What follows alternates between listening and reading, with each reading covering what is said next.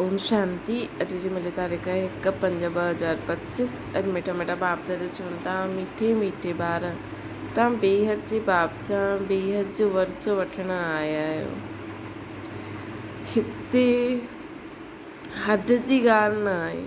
तव्हां वॾे उमंग सां बाप खे यादि करो त पुराणी दुनिया भुलिजी वेंदी। प्रश्न: कहिड़ी हिकु ॻाल्हि तव्हांखे बार बार पंहिंजे सां घोटे करे पकी करणी खपे? उत्तर आहे, असां आत्मा, मां आत्मा आहियां। असां परमात्मा बाप खां वरसो था वठूं।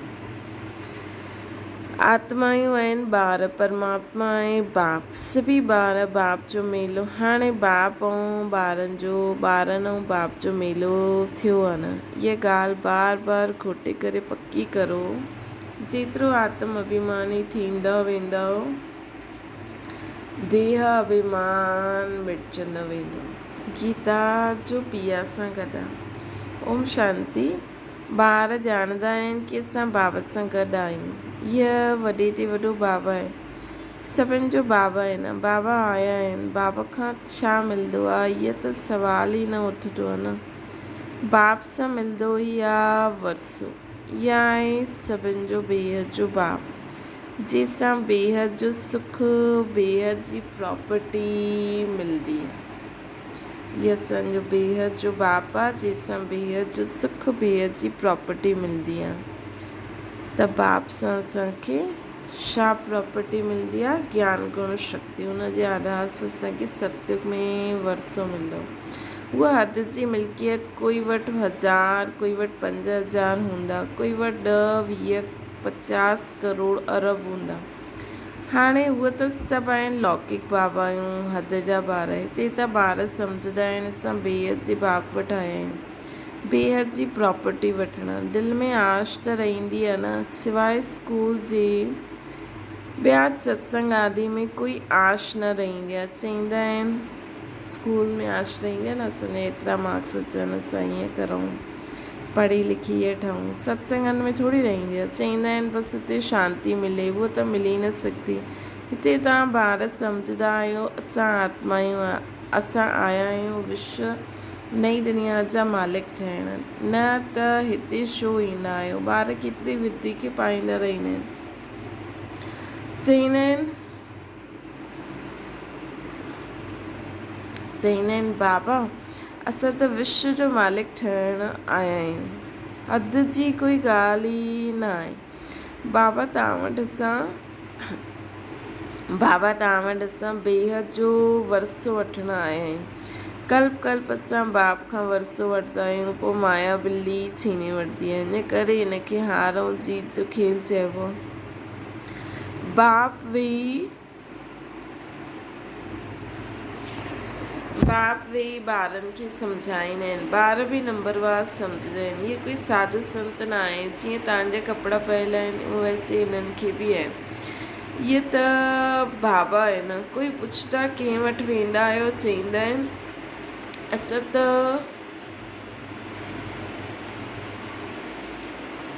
त बाप दादा वटि वेंदा आहियूं। इहे त फैमिली थी वई न। छो वेंदा आहियो, छा वठणु वेंदा आहियो, इहे त कोई सम्झी न सघे। चई न सघूं कि असां बाप दादा वटि वेंदा आहियूं, वरसो हुननि सां मिलंदो आहे। दादी जी प्रॉपर्टी जा सभु हक़दार आहिनि।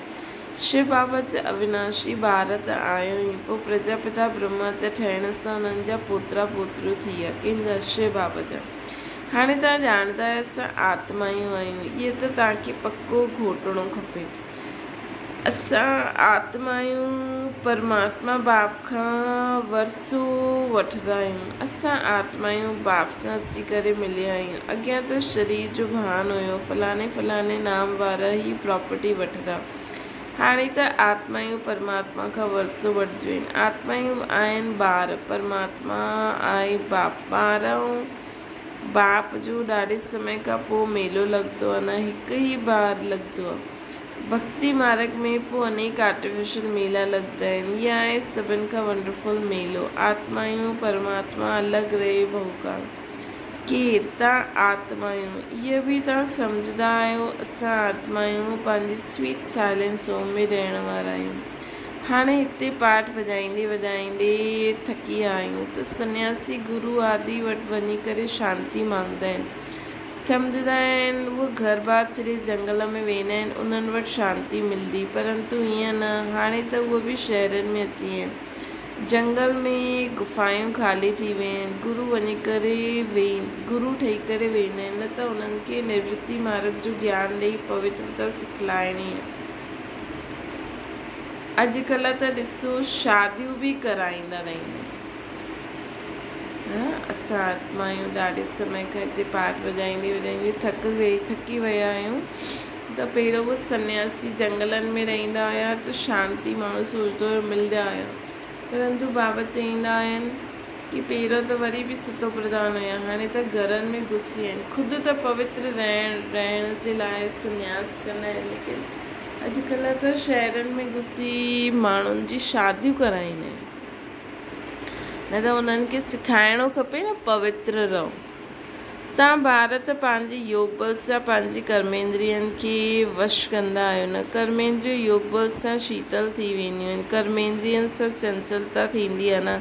हाणे कर्मेंद्रियनि ते जीत पाइणी आहे जो कोई चंचलता न हले। हाणे कर्मेंद्रियनि ते पंहिंजी जीत पाइणी आहे ताकी कोई चंचलता न थिए। सिवाय योग बल सां कर्मेंद्रियनि खे वश थियणु इम्पॉसिबल आहे। बाबा चवंदा आहिनि कर्मेंद्रियनि जी चंचलता योग बल सां ई टुटंदी।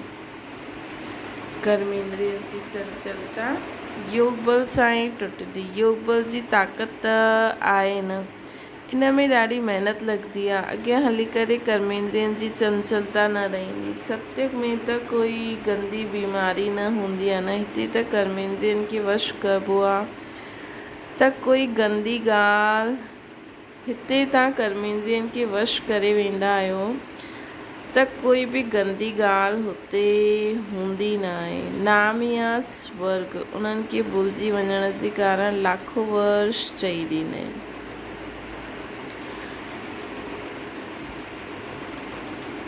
नाम ई आहे स्वर्ग, त उनखे भुलिजण जे कारण लाखों वर्ष चई छॾियो अथनि। हाणे ताईं बि मंदर ठाहींदा रहंदा आहिनि। अगरि लाखों वर्ष थी विया त पोइ ॻाल्हि ई यादि न रहे। इहे मंदर आदि छो ठाहींदा आहिनि त हुते कर्मेंद्रियूं शीतल रहंदियूं आहिनि न, कोई चंचलता न रहंदी आहे। शिव बाबा खे त कर्मेंद्रियूं न आहिनि, बाक़ी आत्मा में ज्ञान त सॼो आहे न। उहो ई ज्ञान जो सागर, सुख जो सागर। उहे माण्हू चवंदा आहिनि कर्मेंद्रियूं वश न थी सघंदियूं आहिनि। बाप चवंदा आहिनि योग बल सां तव्हां कर्मेंद्रियनि खे वश करे सघंदा आहियो। बाप जी यादि में रहो। कोई बि बेक़ाइदे कमु कर्मेंद्रियनि सां न करिणो आहे। अहिड़ा लवली बाप खे यादि कंदे कंदे प्रेम जा आंसू अचणा खपनि। आत्मा परमात्मा में लीन त न थी सघंदी आहे। बाप हिकु ई बार मिलंदा आहिनि। जॾहिं शरीर जो लोन वठंदा आहियूं त ईअं ई बाप सां गॾु केतिरो प्यार सां, त अहिड़े बाप हिकु ई बार मिलंदा आहिनि। जॾहिं शरीर जो बाबा लोन वठंदा आहिनि त अहिड़े बाप सां त केतिरो प्यार सां हलणो खपे न, है न। बाबा ॾिसो असांजे लाइ पतित शरीर, पतित दुनिया में ईंदा आहिनि त उन्हनि सां केॾो प्यार सां हलणो खपे। बाबा खे उछल आई न, ओहो बाबा विश्व जो मालिक ठाहींदा आहिनि ब्रह्मा बाबा। पोइ इहे धन माल आदि छा कंदसि? छॾियो सभु। जीअं पागल थी वेंदा आहिनि न, सभु चइणु लॻी विया इन्हनि खे वेठे वेठे छा थी वियो, धंधो आदि सभु छॾे करे अची विया। ख़ुशी जो पारो चढ़ी वियो न, ख़ुशी जो पारो चढ़ी वियो। साक्षात्कार थियणु लॻियो। राजा ई मिलणी आहे, परंतु कीअं मिलंदी, छा थींदो, इहे कुझु बि पतो न हुयो। बसि मिलणो आहे। उन ख़ुशी में सभु छॾे ॾिनई। पोइ धीरे धीरे नॉलेज मिलंदी रही। तव्हां ॿार हिते स्कूल में आया आहियो, एम ऑब्जेक्ट त आहे न। इहे राजयोग आहे न, बेहद जे बाप सां राजा ई वठण आया आहियूं न। ॿार ॼाणंदा आहिनि। असां उन्हनि सां पढ़ंदा आहियूं जेके यादि कंदा हुआसीं कि बाबा अची करे असांजा दुख हरो, सुख ॾियो। बच्चे चवंदियूं असांखे कृष्ण जहिड़ो ॿारु मिले। अरे वो त वैकुंठ में मिलंदो न, कृष्ण वैकुंठ जो आहे हुनजो कृष्ण। त कई ॿार चईंदा आहिनि की बाबा रखंदा आहिनि न अॼुकल्ह जी माताऊं पंहिंजे ॿारनि जा नाम कृष्णा कृष्णा रखंदी है न। लेकिन अगरि उन्हनि जो ॿार कृष्ण जीअं पवित्र ऐं हीअं बाबा खे यादि करे वरसो वठणु लॻी वञे त उन्हनि जी त हालति ख़राबु थी वञे। न न न न असांखे त न खपे। छो जी कृष्ण ठहिणु मतिलबु पहिरियों बाप जो ठहिणु, बाप जी श्रीमत ते हलणु। कृष्ण बच्चियूं चईंदियूं आहिनि बाबा असांखे त कृष्ण जहिड़ो ॿारु मिले। अरे वो त वैकुंठ में मिलंदो न, कृष्ण वैकुंठ जो आहे न, उनखे तव्हां जिलाईंदा आहियो, उन जहिड़ो ॿारु त वैकुंठ में ई मिलंदो। हाणे तव्हां वैकुंठ जी बादशाही वठणु आया आहियो, हुते ज़रूरु प्रिंस प्रिंसेस ई मिलंदा, पवित्र ॿारु मिले इहा आश बि पूरी थी वेंदी। हीअं त प्रिंस प्रिंसेस हिते बि हूंदा आहिनि परंतु उहे नरकवासी आहिनि। चाहींदा आहियो स्वर्गवासियुनि खे। पढ़ाई त ॾाढी सहज आहे न।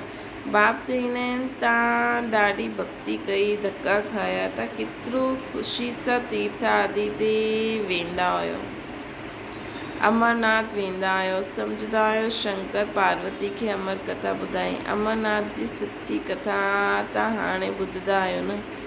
इहे त बाप वेई तव्हांखे ॿुधाईंदा आहिनि, है न। हाणे बाबा असांखे अमरनाथ बाप स्वयं अची करे असांखे अमर कथा ॿुधाइनि था। अमरनाथ जी सची कथा त हाणे ॿुधंदा आहियो। इहे त बाप वेई ॿुधाईंदा आहिनि। तव्हां आया आहियो बाप वटि, ॼाणंदा आहियो भाग्यशाली रथ आहे न। इन्हनि इहा लोन वरितो आहे। असां शिव बाबा वटि वेंदा आहियूं, उन्हनि जी श्रीमत ते हलंदा आहियूं। कुझु बि पुछिणो हुजे त बाबा खां पुछी सघंदा आहियो। चईंदा आहिनि बाबा असां ॻाल्हाए न सघंदा आहियूं। चईंदा आहिनि बाबा असां ॻाल्हाए मतिलबु ज्ञान न ॾेई सघंदा आहियूं। इहे त तव्हां पुरुषार्थ करो। हिन में बाबा छा करे? बाप तव्हां ॿारनि खे श्रेष्ठ ठहिण जे सहज रास्तो ॿुधाईंदा आहिनि। हिकु त कर्मेंद्रियनि खे वश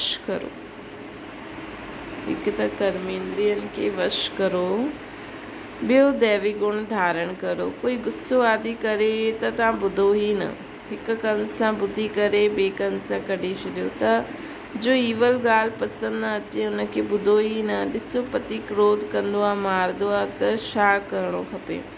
जॾहिं ॾिसो पति गुस्सो कंदो आहे त उन्हनि ते फूल बरसायो मतिलबु उहो उल्टी सुल्टी ॻाल्हियूं चए। तव्हां अगरि ॻाल्हाए सघो त सुठा शब्द ॻाल्हायो, न त हंसदा रहो। युक्तियूं त ॾाढियूं आहिनि न। कामेशु क्रोधेशु थींदा आहिनि, अबलायूं पुकारदियूं आहिनि। हिकु द्रौपदी न सभु आहिनि, हिकु द्रौपदी न आहिनि, समय सभी पुकारदा आहिनि। अॼु त ॾिसो नंढे नंढे ॿारनि खे बि केॾो गंद लॻो पियो आहे दुनिया में, है न। पहिरियों त वॾा, अॼुकल्ह त कोई संबंध न ॾिसंदा आहिनि, कोई उमिरि नथा ॾिसनि। जाते जाते ये काम जो भूत सभिनि ते वार करे वेठो। त बाबा चवनि था की हाणे छो जी माण्हू भॻवान खे यादि ई नथो करे न। सॼो ॾींहुं बसि पैसा, पढ़ाई, खाइण बि नथो घुरे। बसि पैसा कमायो, पढ़ाई पढ़ायो, सुठा कपिड़ा पायो, घुमो। ॾिसो छोरा त बि गर्मी हुजे या ठंडी पूरा कपिड़ा पाए वेंदा आहिनि। छोरियुनि खे ॾिसो, है न, उन्हनि जे लाइ गर्मी आई आहे। पोइ सर्दी में बि अहिड़ा कपिड़ा पाए वेंदियूं शादियुनि में। त बाबा चवनि था हिकु द्रौपदी न आहे, सभु आहे। हाणे बाबा आया आहिनि नंगनि थियण सां बचाइण। हाणे बाबा शिव बाबा आहिनि असां आत्माउनि खे बचाइण। बाप चईंदा आहिनि हिन मृत्यु लोक में इहे तव्हांजो अंतिम जन्म।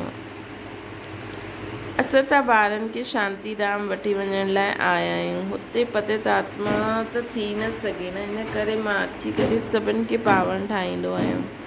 त बाबा तव्हां बाबा खे सॾु कयो आहे वठी वञण लाइ, लेकिन बाबा चईंदा आहिनि मथे त कोई पतित आत्मा हली न सघंदी, इन करे पहिरों मां त सभिनि खे पावन ठाहींदो आहे।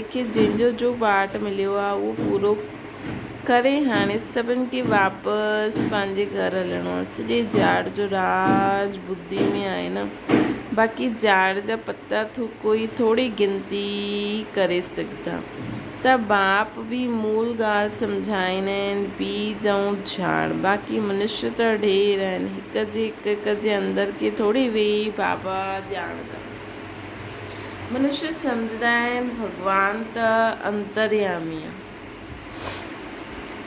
हर हिक जे अंदर जी ॻाल्हि खे ॼाणंदो आहे। इहे सभु अंधश्रद्धा आहे। भॻवान त पूरी सृष्टि जे आदि मध्य अंत जो ज्ञान ॾींदा आहिनि, बाक़ी हर हिकु मनुष्य पंहिंजी पंहिंजी ॼाणे, हुनखे पंहिंजे कर्मनि अनुसार सज़ा मिलंदी आहे। बाप चईंदा आहिनि तव्हां असांखे सॾु कंदा आहियो कि अची करे असांखे पावन ठाहियो, राजयोग सिखायो। हाणे तव्हां राजयोग सिखो था, बाप चईंदा आहिनि मूंखे यादि करो। बाप इहा मत ॾींदा आहिनि, बाप जी श्रीमत आहे, श्रीमत ऐं गत सभिनि खां ई न्यारी आहे।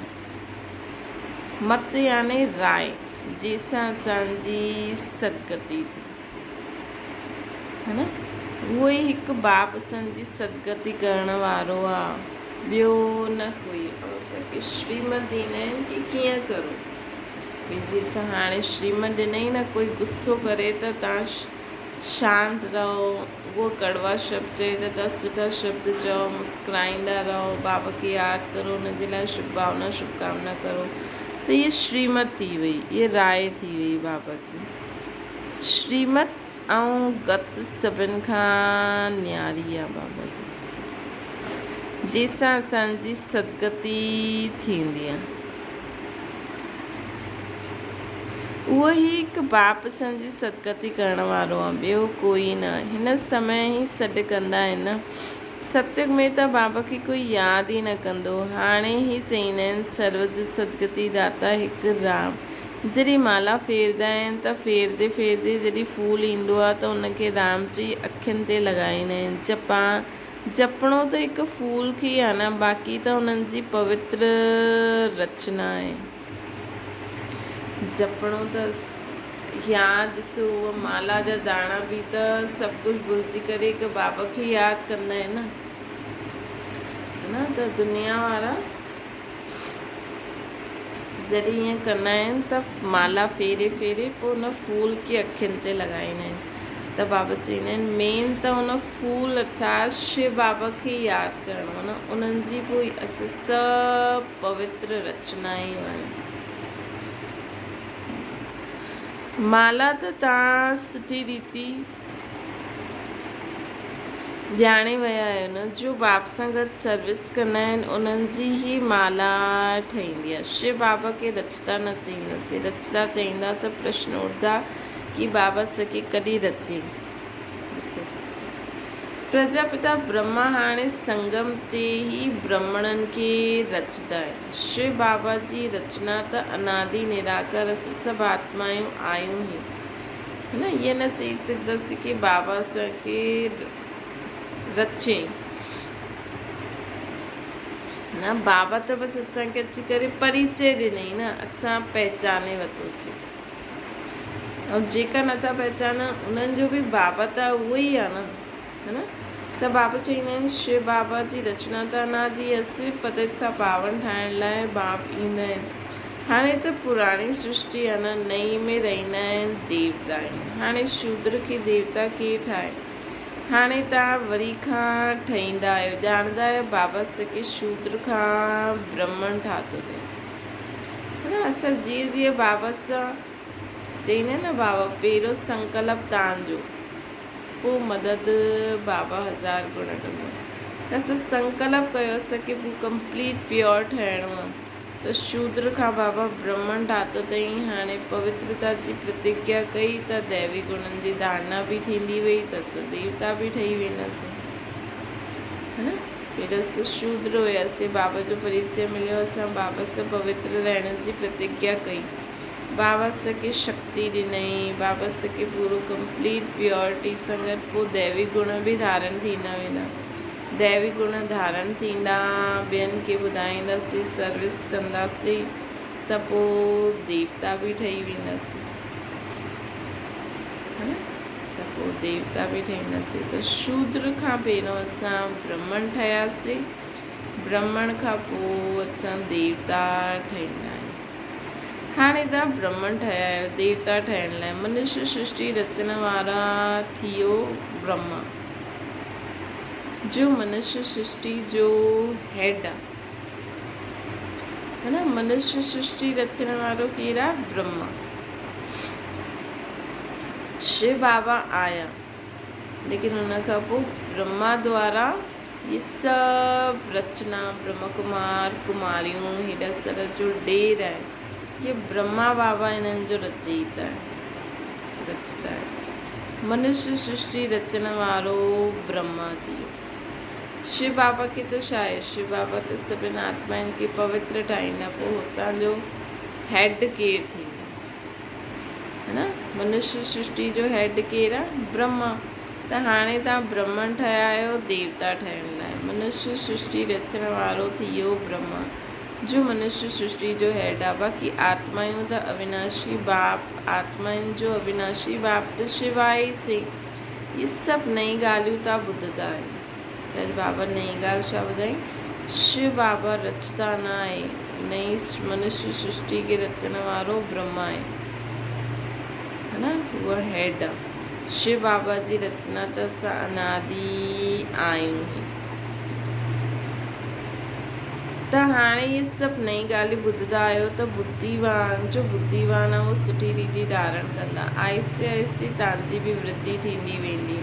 हाणे तव्हां ॿारनि खे स्मृति आई, असां असुल देवता हुयासीं, पोइ 84 जन्म कीअं वरिता, सभु राज तव्हां ॼाणंदा आहियो। जास्ती ॻाल्हियुनि में वञण जी दरकार ई न आहे। बाप सां पूरो वरसो वठण लाइ मुख्य ॻाल्हि बाप चईंदा आहिनि, हिकु त मूंखे यादि करो, ॿियो तव्हांखे पवित्र ज़रूरु रहणो आहे, स्वदर्शन चक्रधारी ठहो ऐं आप समान ठाहो। बाबा खे यादि करो, पवित्र रहो, ॿियनि स्वदर्शन चक्रधारी ठहो, पूरे चक्कर जो ज्ञान बुद्धि में फिरंदो रहे ऐं ॿियनि खे बि आप समान ठाहींदा रहो। केतिरो सहज आहे, सिर्फ़ु यादि ठहिरंदी न आहे।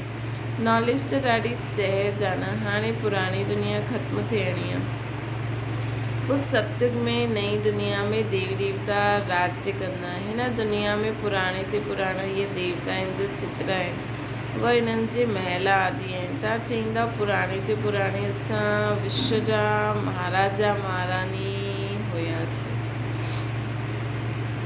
असां विश्व जा महाराजा महारानी हुयासीं। ॾिसो कहिड़ो कॉन्फिडेंस हुजणो खपे, है न। जॾहिं बाबा असांखे चवनि था, तव्हां चईंदव पुराणे ते पुराणे असां विश्व जा महाराजा महारानी हुयासीं।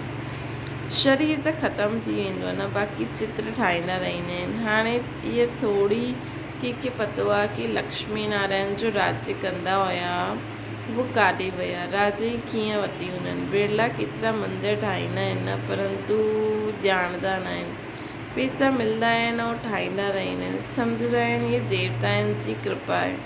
हिकु शिव जी पूजा अव्यभिचारी भक्ति आहे। ज्ञान ॾियण वारो त ज्ञान सागर हिकु ई असांजो बाबा आहे न, बाक़ी सभु आहे भक्ति मार्ग। ज्ञान सां अधु कल्प सदगति थींदी आहे, पोइ भक्ति जी दरकार ई न रहंदी। हाणे असां ज्ञान ॿुधी करे पंहिंजा ओड़ा संस्कार ठाहियूं था त संस्कार सुठा थी वेंदा, उहो अधु कल्प ताईं। बाबा चईंदा आहिनि अधु कल्प खां बि जास्ती तव्हांजा संस्कार सुठा हूंदा आहिनि, प्राप्ति ज़्यादा आहे। पोइ भक्ति जी दरकार न रहंदी। ज्ञान भक्ति पोइ वैराग्य। पहिरियों ज्ञान जी प्रालब्ध भोगतासीं, पोइ भक्ति कंदासीं, पोइ भक्ति सां बि वैराग्य अची वेंदो माण्हुनि खे। हाणे भक्ति सां पुराणी दुनिया सां वैराग्य अची वञिणो खपे। पुराणी हाणे ख़त्म थियणी आहे, हिन में आसक्ति छा रखो न। हाणे पुराणी दुनिया सॼी ख़त्म थियणी आहे न, हिन में आसक्ति छा रखो। हाणे त नाटक पूरो थींदो आहे, असां वेंदा आहियूं घर, उहो ख़ुशी रहंदी आहे न। कई सम्झंदा आहिनि मोक्ष पाइण त सुठो आहे, पोइ ईंदासीं ई न, आत्मा ॿुधो आहे त सागर में मिली वई। इहे सभु गपोड़ा आहिनि। एक्टर्स त एक्ट कंदा ज़रूरु, जो घर वेही वञनि उहो कोई एक्टर थोरी आहिनि। मतिलबु जो कोई मथे सोचे असां बसि मथे ई वेही रहूं त एक्टर थोरी थिया। हा, ईंदा हिकु ॿ जन्म जे लाइ, लेकिन त बि जॾहिं पाठधारी आहियूं त सुख जो पाठ वॼायूं न सुठी रीति सां। मोक्ष त थींदो न आहे, इहे ड्रामा अनादि ठहियलु आहे। हिते तव्हांखे केतिरी नॉलेज मिलंदी आहे न, हिते असांखे केतिरी नॉलेज मिलंदी आहे। मनुष्य जी बुद्धि में त कुझु बि न आहे। तव्हांजो पाठ ई आहे बाप सां ज्ञान वठी करे वठण जो। असांजो पाठ कहिड़ो आहे? बाप सां ज्ञान वठण जो, वरसो पाइण जो। वरसो पातो पोइ ॿियनि खे बि त ॾियणो आहे न। तव्हां ड्रामा में बंधायमान आहियो। ॾिसो बाबा हाणे असांखे छा था चवनि कि तव्हांजो पाठ ई आहे बाबा सां ज्ञान वठण जो, वरसो वठण जो, ऐं तव्हां ड्रामा में बंधायमान आहियो। पुरुषारथ ज़रूरु कंदमि। जेका ॿार अगरि सोचंदा आहिनि त बाबा अॼु उन्हनि खे चवनि था कि तव्हां त बंधायमान आहियो, त न चाहींदा त बि तव्हांखे पुरुषारथ त ज़रूरु करिणो ई आहे। ईअं न ड्रामा में हूंदो त मिलंदो, पोइ त वेही रहो, लेकिन कर्म बिगर त कोई रही न सघंदो न। कर्म सन्यासी त न थी सघंदो न। असांखे कर्म करिणो आहे। कर कल बाबा जी न कर्म योगी, त कर्म बि करिणो आहे, कर्म सन्यासी बि न थियणो आहे। बाबा खे यादि बि कर्म आहे। बाबा जो वरसो वठण जे लाइ ज्ञान बि ॿुधणो पवंदो, त उहो बि कर्म आहे। अच्छा, मीठे मीठे सिके लॾे ॿारनि प्रति माता पिता बाप दादा जो यादि प्यार ऐं गुड मॉर्निंग। रूहानी बाप जी सभिनि रूहानी ॿारनि खे नमस्ते। असांजी बि रूहानी माता पिता बाप दादा खे यादि प्यार गुड मॉर्निंग ऐं नमस्ते। धारणा जे लाइ मुख्य सार, योग बल जी ताक़त सां पंहिंजी कर्मेंद्रियनि खे शीतल ठाहिणो, वश में रखिणो आहे। ईविल ॻाल्हियूं न ॿुधणियूं आहिनि, न त ॿुधणियूं आहिनि, न त ॿुधाइणियूं आहिनि, है न। ईविल ॻाल्हियूं न त असांखे ॿुधणियूं आहिनि, न त ॿुधाइणियूं आहिनि। जो ॻाल्हि पसंदि न अचे हुनखे हिकु कन सां ॿुधी ॿिए कन सां कढी ॾियो। जो ॻाल्हि पसंदि न अचे हुनखे हिकु कन सां ॿुधी ॿिए कन सां कढी ॾियो। ॿियो आहे बाप सां पूरो वरसो वठण लाइ सुदर्शन चक्रधारी ठहिणो। बाप सां पूरो वरसो वठण लाइ सुदर्शन चक्रधारी ठहिणो आहे। पवित्र ठही आप समान ठाहिण जी सेवा करणी आहे। पवित्र ठही आप समान ठाहिण जी सेवा करणी।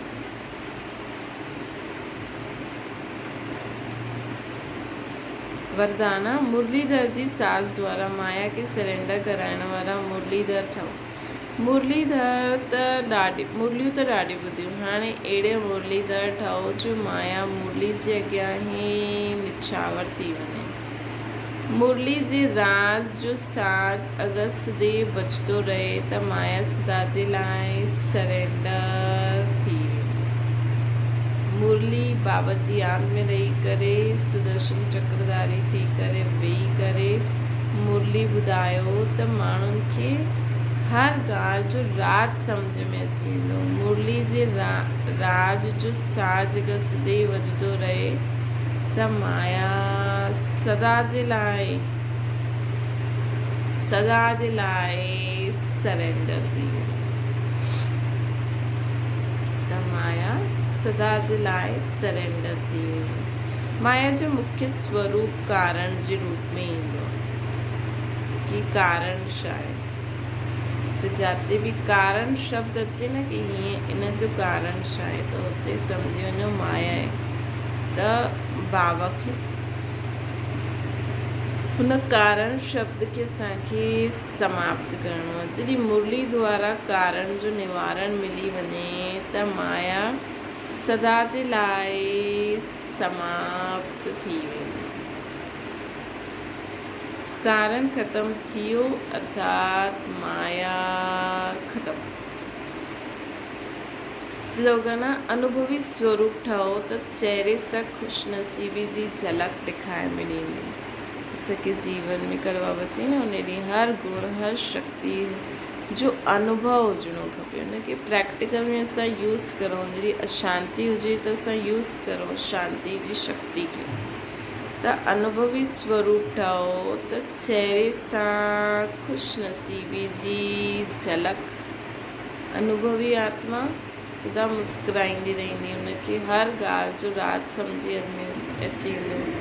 हर गुण हर शक्ति खे उन यूज़ करे अॻियां वधंदा वेंदा त उनखे हर प्रॉब्लम बि तोहफ़ो लॻंदो। हीअ मूंखे इहा प्रॉब्लम आई ऐं हीअ मूंखे सिखाए वई। त ख़ुशनसीबी जी झलक ॾेखारे में ॾींदी अनुभवी आत्मा जे चेहरे सां। अव्यक्त इशारो रूहानी रॉयल्टी ऐं प्योरिटी जी पर्सनैलिटी। हिन ताईं बाबा सां कंबाइंड रूप जो अनुभव असां करूं पिया, है न। कंबाइंड रूप जो अनुभव असां करूं पिया। हाणे आहे रूहानी रॉयल्टी ऐं प्योरिटी जी पर्सनैलिटी। संगम युगी ब्राह्मण जीवन जी विशेषता आहे पवित्रता। प्रवृत्ति में रहंदे वे अपवित्रता सां निवृत्त रहण। प्रवृत्ति में रहंदे वे अपवित्रता सां निवृत्त रहण। स्वप्न मात्र भी अपवित्रता जा संकल्प सां मुक्त रहण।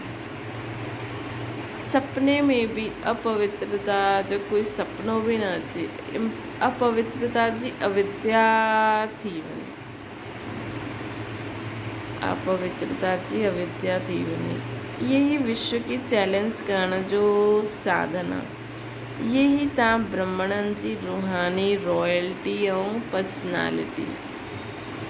असां ब्राह्मणनि जी रूहानी रॉयल्टी ऐं पर्सनैलिटी छा आहे कि असां रहंदी किथे बि रहंदा आहियूं, चाहे प्रवृत्ति में आहियूं सेंटर किथे बि आहियूं, लेकिन असां सदा असांजी रूहानी रॉयल्टी ऐं पर्सनैलिटी छा आहे प्योरिटी।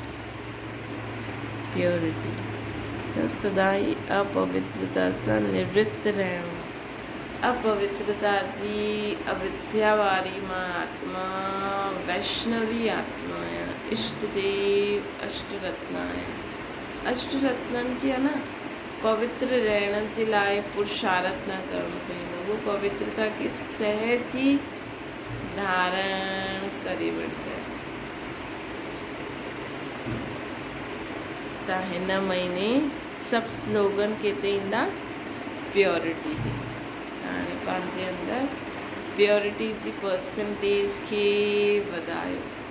प्योरिटी जी परसेंटेज वधंदी त ओतिरो असांजो बाबा सां कनेक्शन बि ज़्यादा थींदो। अच्छा ओम शांति। बाबा खे यादि करो।